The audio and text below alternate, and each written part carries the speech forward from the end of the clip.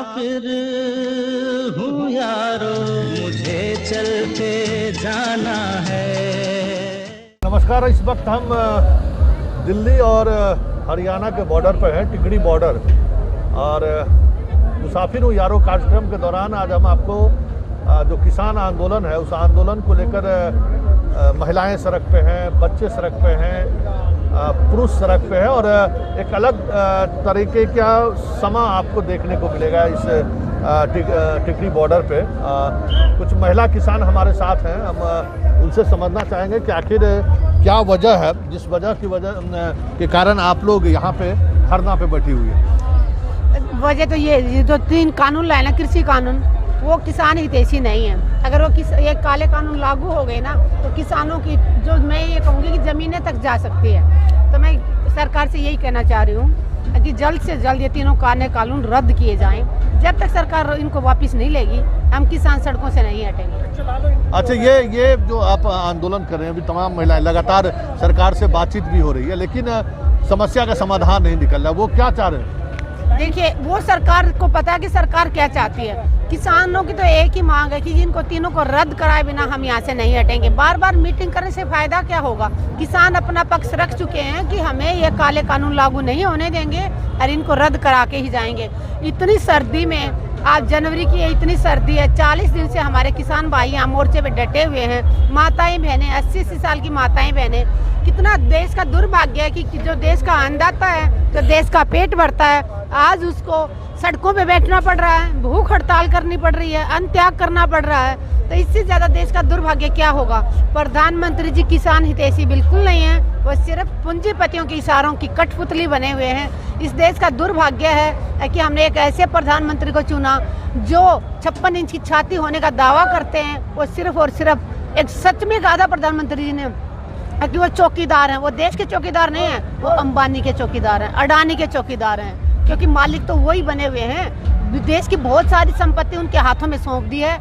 अभी ये खेती भी उनके हाथों में देने की कोशिश कर रहे हैं प्रधानमंत्री जी। अब किसान जाग चुका है, किसान अपनी जमीन को नहीं जाने देगा।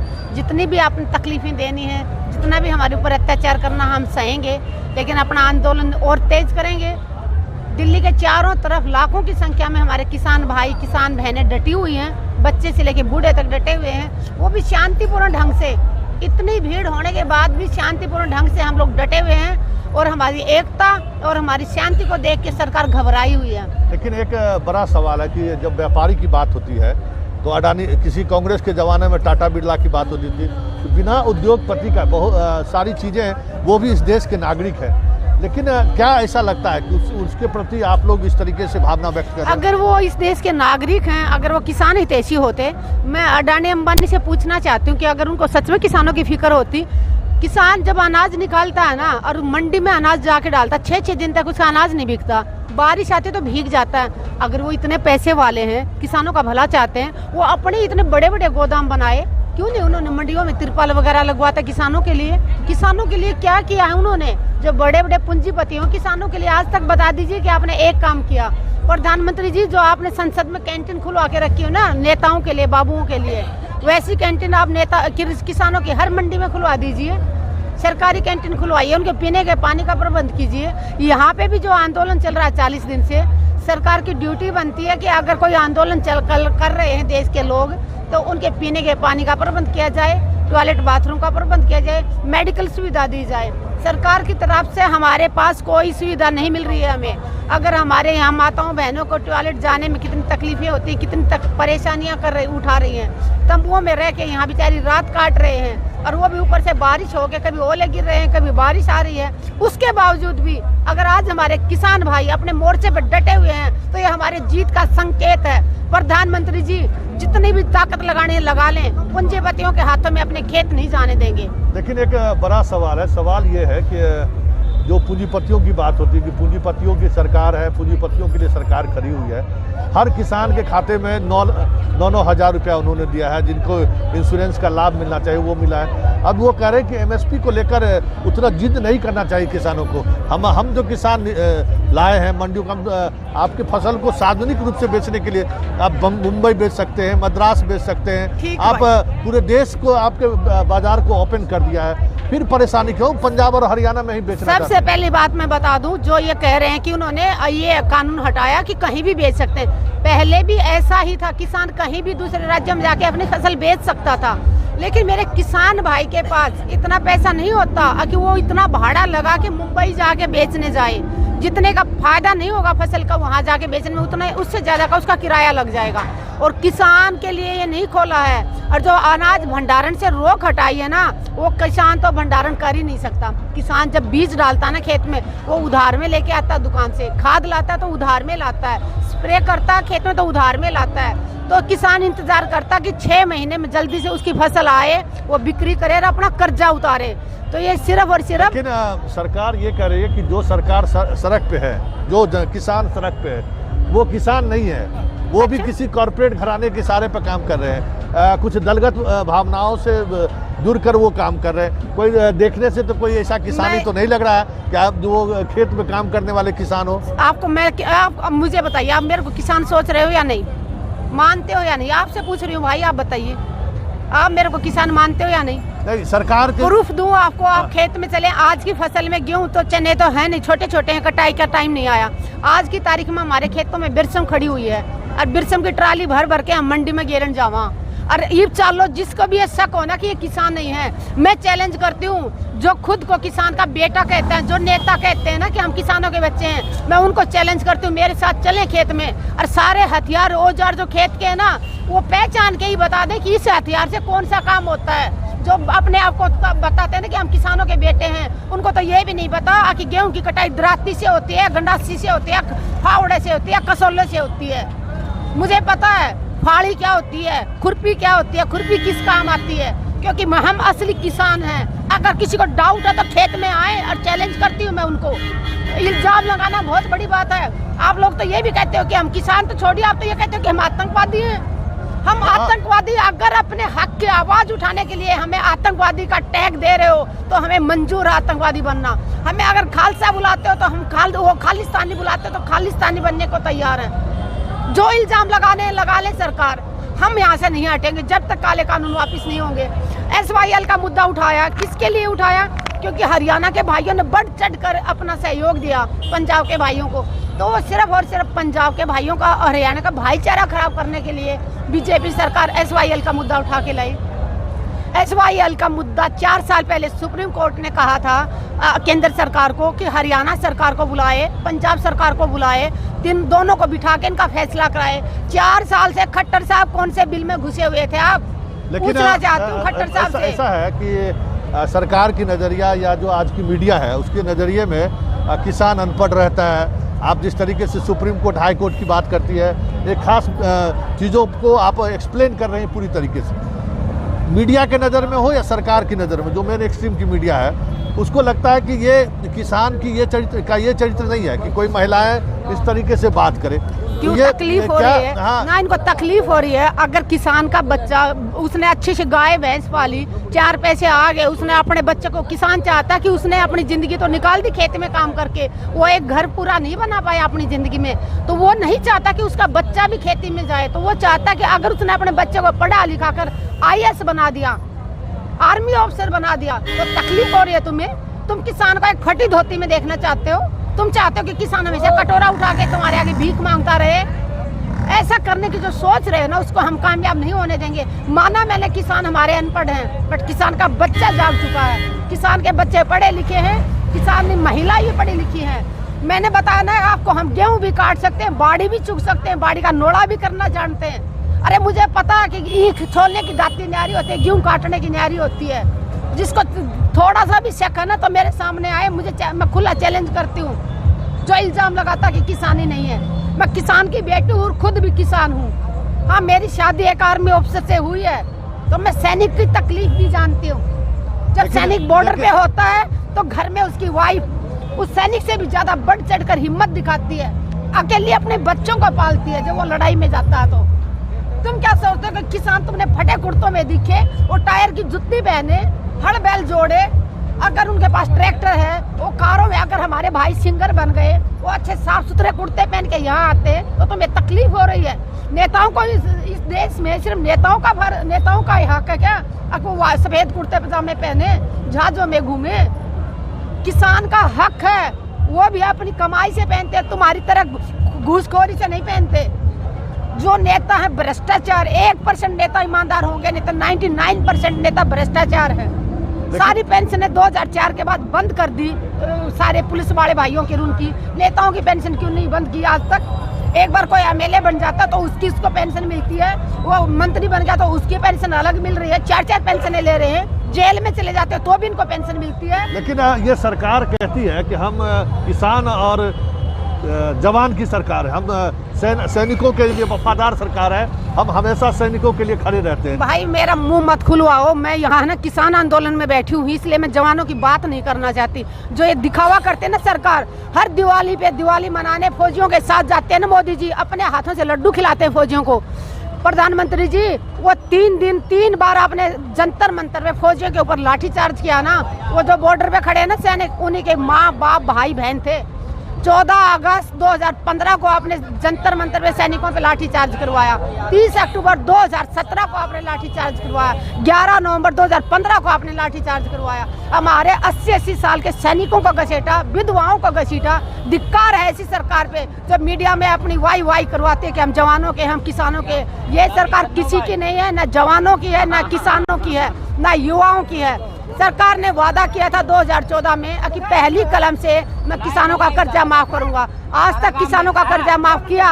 प्रधानमंत्री जी ने वादा किया था स्वामीनाथन रिपोर्ट लागू करने की, आज तक की? प्रधानमंत्री जी सिर्फ और सिर्फ झूठ बोलते हैं। नेशनल चैनल सारे के सारे बिके हुए हैं। मैं ये कहूँगी कि नेशनल चैनल, हर चैनल बिका हुआ है। 1-2 चैनल अगर सच्चाई दिखाता है तो उन चैनलों को बोलते हैं कि ये पाकिस्तानी है। कोई रिपोर्टर अगर सच दिखाता है तो रिपोर्टर की जान को खतरा हो जाता है। यहाँ तक भी अगर जज भी इनके फेवर में फैसला ना दे तो जज की जान को भी खतरा होता है। जस्टिस लोया का केस देख लीजिए आप। अब छोटा सा हम ब्रेक ले लेते हैं और ब्रेक के सहारे जरा इस गुस्सा को भी समझिए। हम इस बॉर्डर पर इन्हीं चीज़ों को समझने के लिए आए हैं कि किसान को लेकर जो एक नज़रिया बनाने की कोशिश हो रही है कि किसान का मतलब फटेहाल, किसान का मतलब उसके पैर में जूता ना हो। ये चीज़ें हरियाणा और पंजाब के किसानों ने बदल दिया है।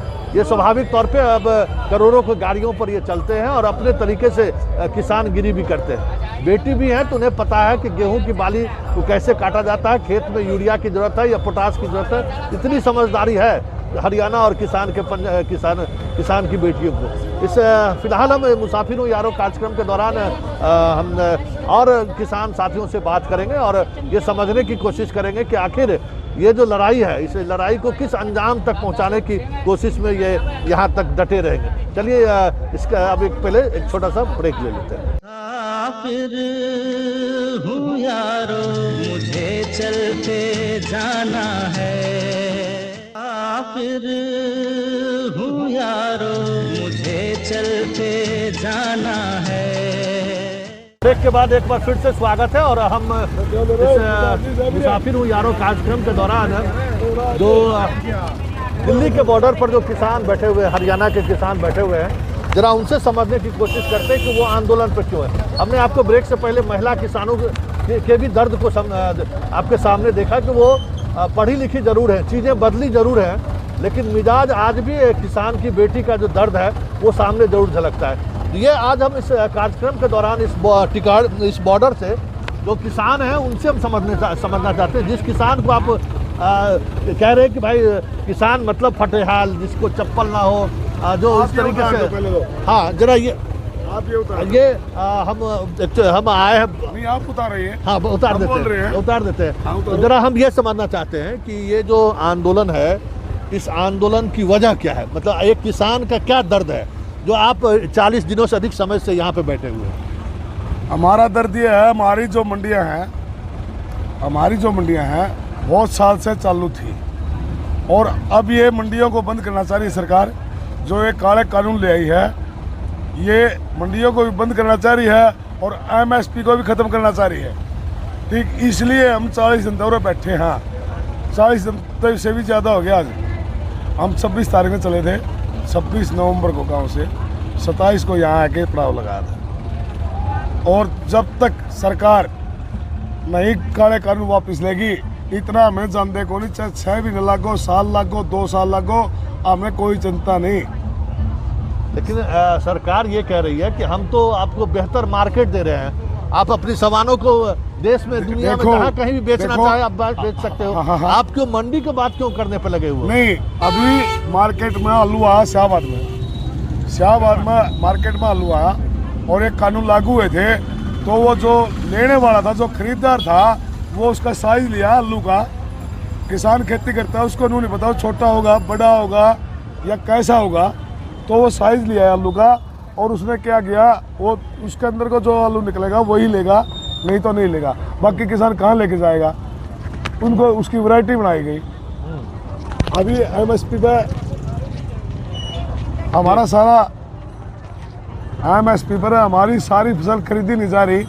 ई भी लागू जरूर है, बाकी सारी फसल खरीदी नहीं जा रही। एमएसपी से नीचे बिकती है सारी की सारी। धान है वो कम बिकता है।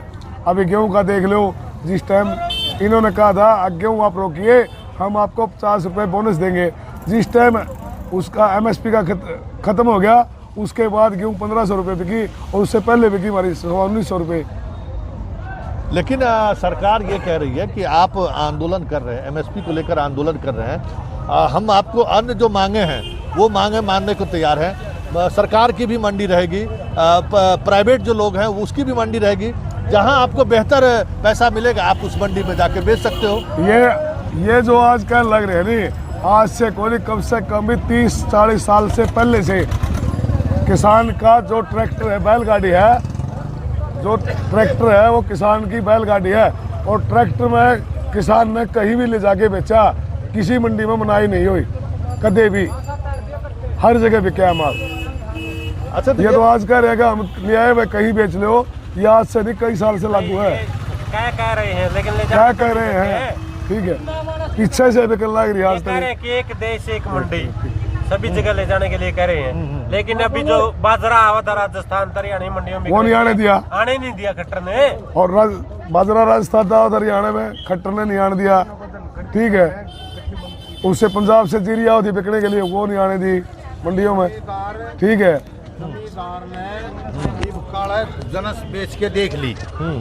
इबकी बार जीरी जितनी भी मंडिया में गई है, सारिया में बार बार जावा, यूपी की जीरी है, बिहार की जीरी है, इनको बार बार बोलने पे जब जमींदार इकट्ठे हुए हैं अड़े इनकी बेरा पट रहा है। क्यों ये झूठे हैं, झूठे की सरकार है, इसमें कोई सकाली बात को नहीं।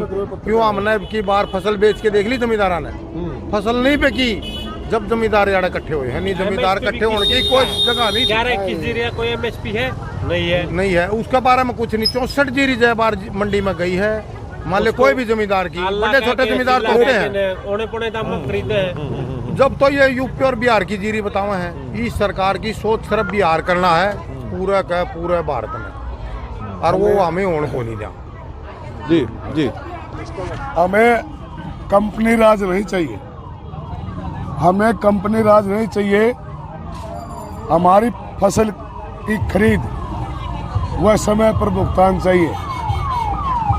हमें हमारी फसल की खरीद पूरी की खरीद वह समय पर भुगतान चाहिए। अभी समस्या क्या है? अभी मान लीजिए कि एमएसपी तो उन्होंने खत्म नहीं किया है, इस बार भी आप लोगों ने खत्म धान और गेहूं आपने बेचा है। खरीद कितना रहे एमएसपी पे? एमएसपी पे अभी बाजरा का एमएसपी दिया इन्होंने, बाजरा का दिया है।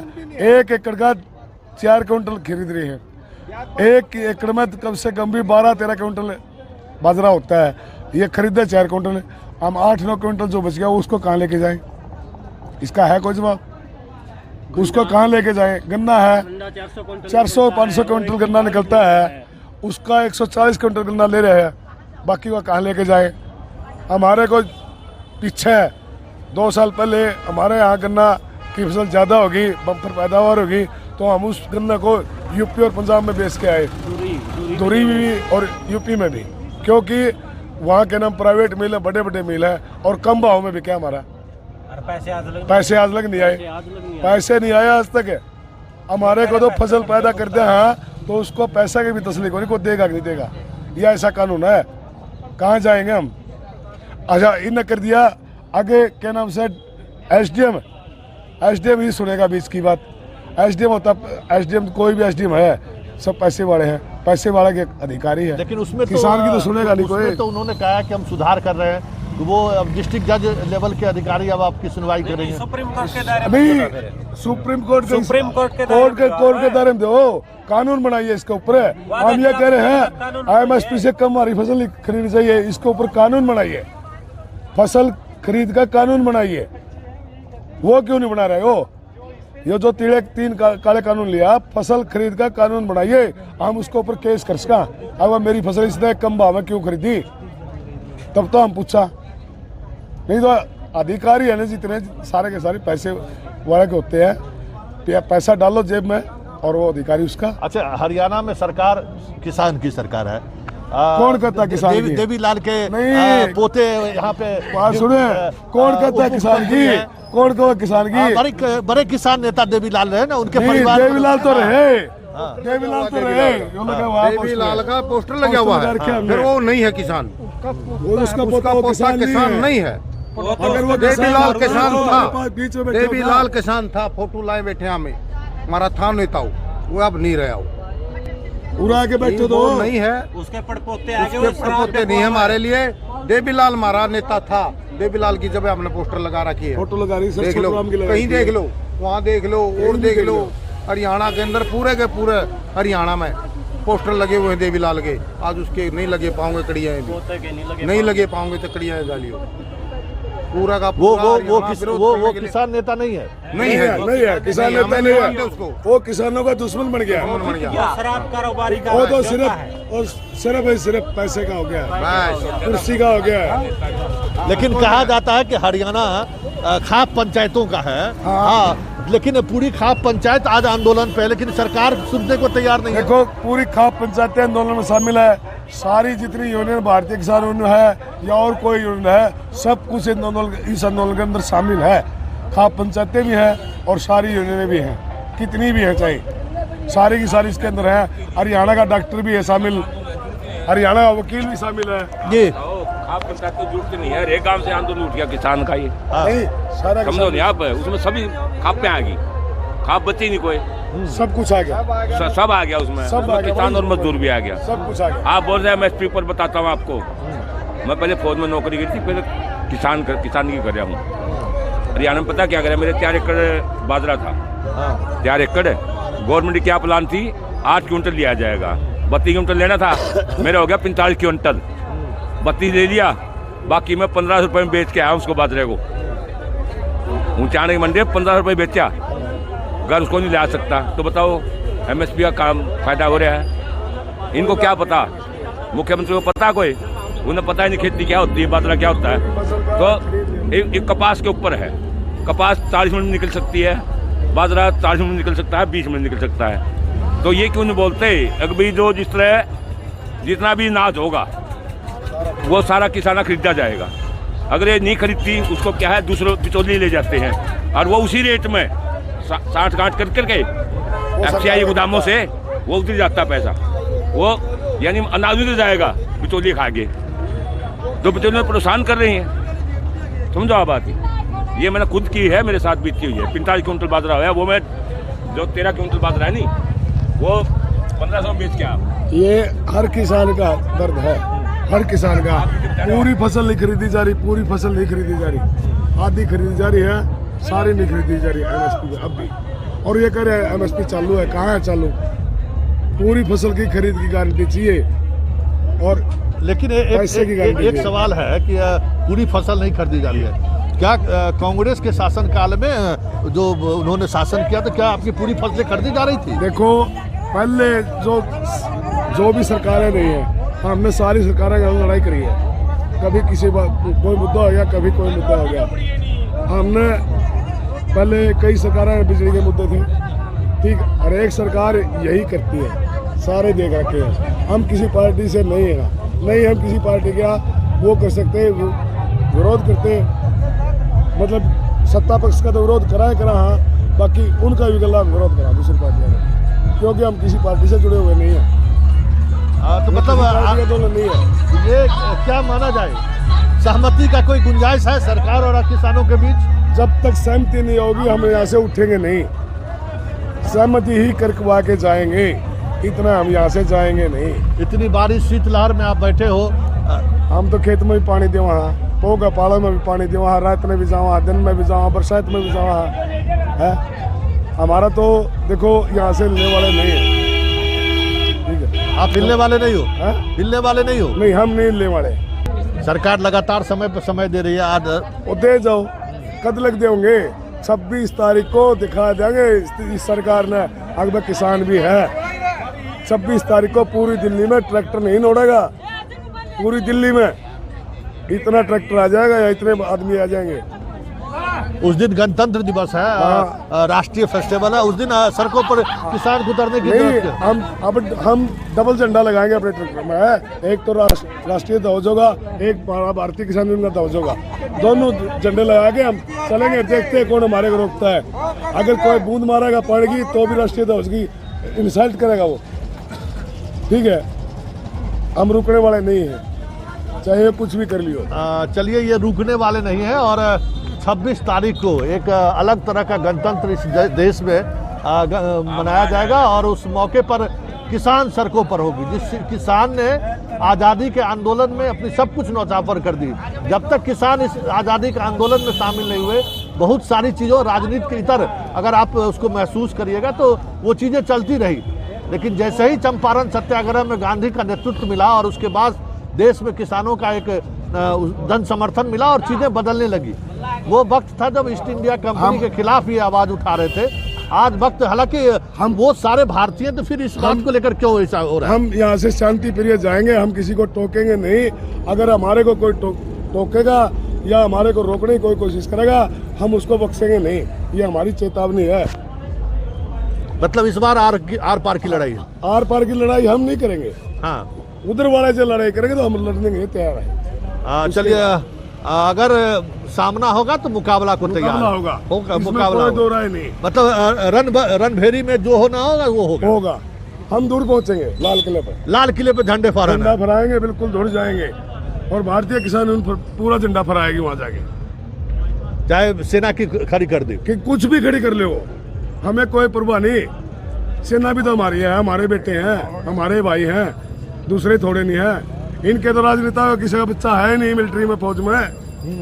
हमारे हैं सारे, सेना भी हमारे हैं और खेत में भी हमारे हैं। तो मतलब इस बार की लड़ाई जवान और किसानों के साथ एक साथ मिलकर लड़ी जाएगी? बिल्कुल एक साथ लड़ी जाएगी, कोई चिंता की बात नहीं है।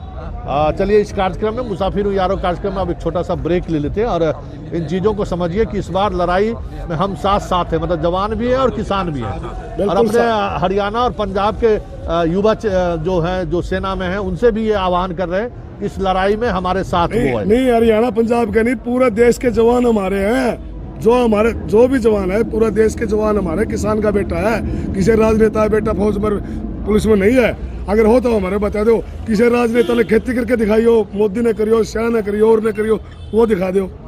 चलिए, अब खेती भी हमें करा है, जवान भी हमारे हैं।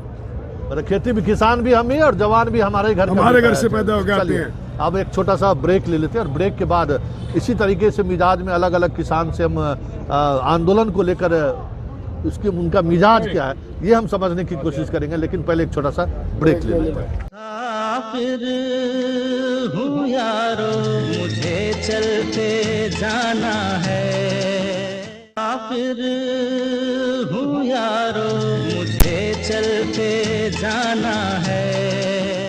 ब्रेक के बाद एक बार फिर से स्वागत है। और जो आप इस युवा मंडली को देख रहे हैं, ये खाना बनाने की डिमांड, मतलब जो भी इस किसान आंदोलन में जुड़े हुए जो लोग हैं, जो लगातार यहाँ पे प्रदर्शन में कर रहे हैं, वो खाना बनाने की जिम्मेवारी। देखिए हम दिखाएंगे किस तरीके से यहाँ सामने रोटी बनाने का काम चल रहा है। ये सारे जो लोग किसान हैं उनको रोटी बनाने का काम यहाँ पे चल रहा है। ठीक इसी तरीके से सामने आप देखेंगे तो यहाँ पे जो किसान आंदोलन पे हैं लगातार जो बैठे हुए हैं, उनके लिए भोजन बनाने का काम यहाँ पे रोटी अभी बनाई जा रही है। रोटी ये लोग खाएंगे। उसके अलावा ये जो नौजवान साथी हैं वो इस काम में लगे हुए हैं कि वो खाना बनाने के काम में लगे हुए हैं। जो भी लोग आ रहे हैं उनको खाना उनको स्वादिष्ट भोजन मिले, इस आंदोलन को लंबे समय तक चलना है, ये भी मानते हैं कि एक ये वक्त है जिस वक्त में एक बड़े समय से 40 दिनों से अधिक समय तक हो गया है और भी ये लड़ाई लंबी लड़ाई लड़ी जाएगी। तो उस स्थिति में जो यहाँ पे किसान डटे हुए हैं उनको समय पर भोजन मिले, इसकी जिम्मेवारी युवा पीढ़ी के पास है। जरा ये बताइए कि आप लोगों की तो परंपरा रही है, लंगर चलाने की परंपरा रही है, खिलाने की भी परंपराएं रही है आप लोगों के धर्म में।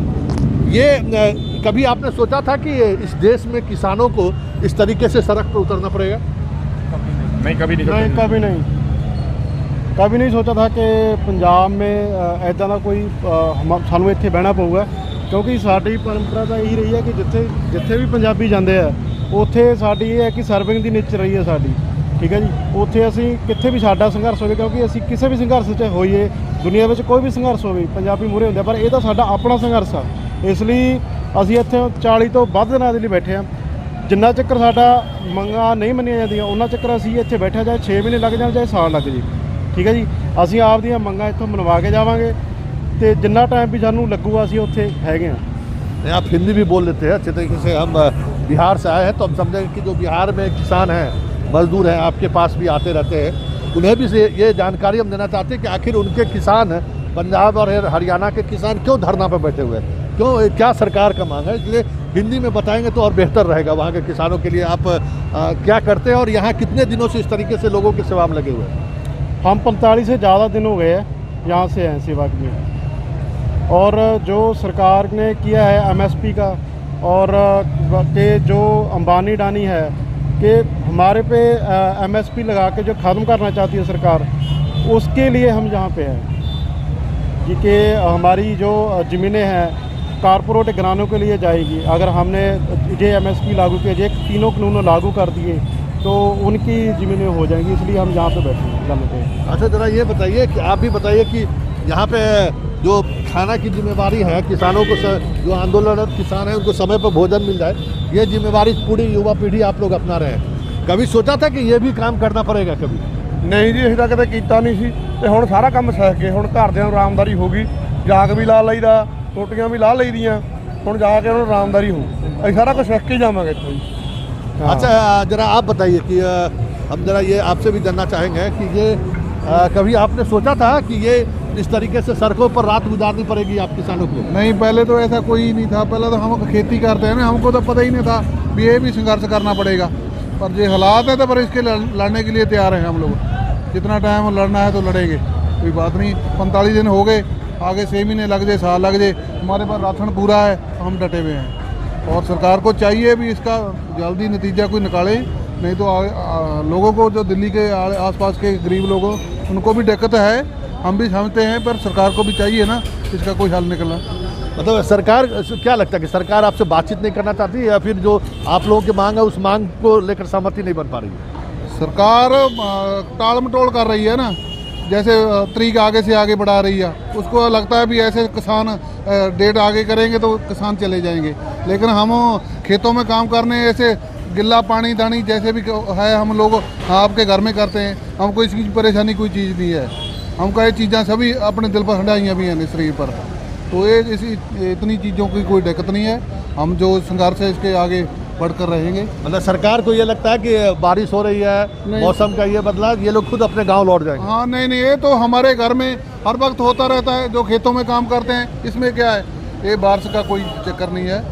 लेकिन सरकार को चाहिए भी जो किसानों की मांगे पूरी करे और फिर हम लोग अपने घर जाएं और आसपास के जो गरीब जनता है उसको भी परेशानी का ना हो, अपने काम पर लग जाएं सभी। अच्छा, ज़रा आप बताइए ये कभी सोचा था कि आप लोगों को इस तरीके से आज़ादी का आंदोलन भी लड़ाई लड़ी आपने? नहीं। ये मुगलों से भी आप लोगों ने लड़ाई लड़ी, एक लंबा इतिहास सरदारों का रहा है, अब अपने ही सरकार से आप लोग सड़क पे हो। कोई पता नहीं है तक की करी जाती है, इधर कर लो, इतना बोलना। कभी आपने सोचा था कि आपके पूर्वजों की एक अपनी एक इतिहास रही है? आपके गुरु भी हमारे बिहार से आते हैं, बिहार में उनका जन्म हुआ है, एक उनका रिश्ता भी है पंजाब और बिहार के लोगों के बीच एक अलग तरह का रिश्ता है। मुगलों से आपने लड़ाई लड़ी, अंग्रेज़ों से लड़ाई लड़ी, अब अपनी सरकार से भी लड़ाई लड़नी पड़ रही है। कभी आपने सोचा था कि ये भी दिन देखने को मिलेगा? नहीं, ये तो हमने कभी नहीं सोचा था।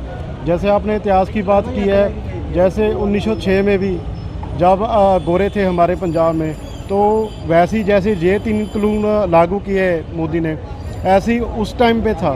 तो उस टाइम पे जो सबसे लंबा उस टाइम था 9 महीने का आंदोलन चला था। तो ये ना सरकार समझे कि हम इनको दबा लेंगे, क्योंकि आपने जैसे बोला कि सरदारों की तो बहुत टाइम से पहले ये बने हुआ है कि हम जो भी चीज़ है उसको जीत के जाते हैं। हारना हमारे अंदर नहीं है, खून में नहीं है, ठीक है। और ये आपको मैंने पहले ही बोला कि जितना लंबा मोदी जी सोच रहे कि चले जाएंगे, नहीं, चाहे साल लग जाए, 2 साल लगे, जितने टाइम है हम यहाँ पे ही रहेंगे और अपने हक के लिए हम खड़े हैं और हक लेके जहाँ से जाएंगे। लेकिन मोदी सरकार कह रही है कि ये लोग बहकावे में आ गए हैं, कांग्रेस के बहकावे में आ गए हैं। इनके किसान, जाइए आप बॉर्डर पे, कोई किसान थोड़ी दिख रहे हैं ट्रैक सूट पहने हुए हैं, रिबॉक का जूता पहना हुआ है। वो किसान का बेटा थोड़ी पहन के इस तरीके से घूमता है। अरे ऐसा नहीं होता। मोदी जी को ये समझना ही चाहिए कि कपड़े तो हमने सबने पहनने हैं। जो कमाई कर रहा है, चाहे वो रिबॉक का पहन रहा है, नाइकी का पहन रहा है, उसने तो किसके लिए खा रहा है, पहन रहा है, अपनी कमाई से वो कर रहा है, ठीक है ना। हाँ, अकेले मोदी कोई बना है? मोदी का नहीं बना है। मोदी कोई बना है कि उनका बेटा जहाँ उसके बेटे पाएँ। जो तकड़े आदमी, अमीर आदमी हैं, वो ही रीबॉक पा सकते हैं, कि हमारे बेटे नहीं पा सकते। हम किसान हैं, हम भी पाएंगे, क्यों नहीं पाएंगे। अच्छा, क्या लगता है कि ये इसको किस अंजाम तक आप लोग ले जाएंगे? अरे जितना चलेगा चलाएंगे, जितना चीज़ सरकार नहीं मानेगी हम उतना टाइम चलाएंगे। सरकार को मानना पड़ेगा। मतलब आपको लगता है कि एमएसपी वाकई में अगर हट जाती है तो पंजाब के किसानों के लिए, हरियाणा के किसानों के लिए आत्मघाती कदम है ये? सभी लोगों के किसान बर्बाद हो जाएंगे? वो तो आप बिहार में देख रहे हैं। ये एमएसपी बिहार में होती तो बिहार के किसान क्यों पंजाब में आएंगे काम करने के लिए? पूरा पंजाब खराब हो जाएगा, टोटल इंडिया ही खराब हो जाएगा एमएसपी हट। अब हम अच्छे खाते हैं, अच्छे रहते हैं, तो वो बोलते हैं कि हम भी बिहार की तरह जैसे वो किसान भूखे मरते हैं, हम भी मरे। किसान का मतलब वही समझते हैं वो ऐसा ही समझते हैं। वो कुर्सी पर बैठ के कानून बनाते हैं, किसान बन के नहीं बनाते। मतलब जब तक ये मांगे पूरी नहीं होगी ये आंदोलन जारी रहेगा? जारी रहेगा, ये जारी रहेगा, ये ख़त्म नहीं होगा। हरियाणा का सहयोग, हाँ, हरियाणा का सहयोग बहुत है। किसान मजदूर एकता जिंदाबाद, मोदी सरकार मुर्दाबाद, मोदी सरकार मुर्दाबाद, किसान मजदूर एकता जिंदाबाद,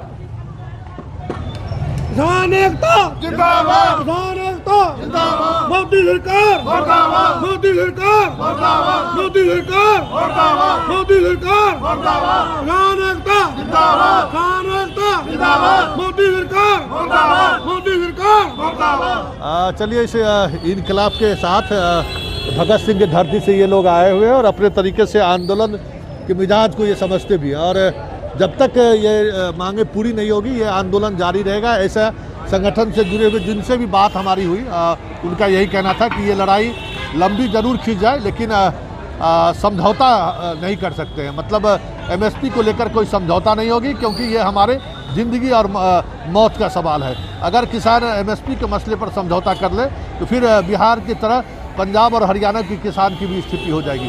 ये सीधे तौर पर आप कह सकते हैं कि सरकार और किसान आमने सामने हैं। और इस आंदोलन को लेकर जिस अंदाज में ये सड़कों पर है या जिस मिशन को लेकर ये सड़कों पर है, बहुत कुछ कहना मुश्किल है कि आने वाले समय में सरकार जो सोच रही है या सरकार का जो नज़रिया है वो उन नज़रियों के सहारे जो इस आंदोलन को लंबे खींचकर चाह रहे हैं कि चीज़ें किसान वापस घर लौट जाए, ये होता हुआ दिख नहीं रहा है। चलिए, इस खास कार्यक्रम को यहीं समाप्त करते हैं। फिर किसी नए मुद्दों के साथ हमारी आपकी मुलाकात जारी रहेगी। फिलहाल मुझे इजाज़त दीजिए। नमस्कार। मुसाफिर हूँ यारो, मुझे चलते जाना है।